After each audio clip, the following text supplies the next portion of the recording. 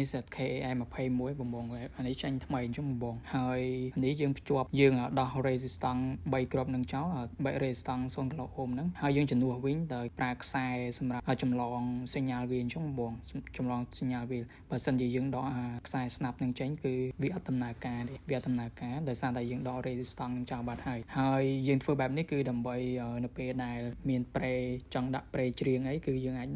ដាក់បានអញ្ចឹងបងយើងគ្រាន់តែយើងដកស្នាប់ជើងម្ខាងមកយកទៅភ្ជាប់ជាមួយនឹងស្នាប់របស់ប្រេ AMP ម្ខាងទៀតហើយយកប្រេ AMP ម្ខាងទៀតយកមកភ្ជាប់ជាមួយនឹង ampli ហ្នឹងទៅវាដំណើរការយើងអាចជ្រៀងបានហើយសលេងវាក៏ចេញឲ្យព្រោះអញ្ចឹងបងយើងអានេះ set KAI 21អញ្ចឹងបងវាចេញថ្មីវាមានភាពងាយស្រួលក្នុងការភ្ជាប់ប្រេភ្ជាប់ជាមួយនឹង sub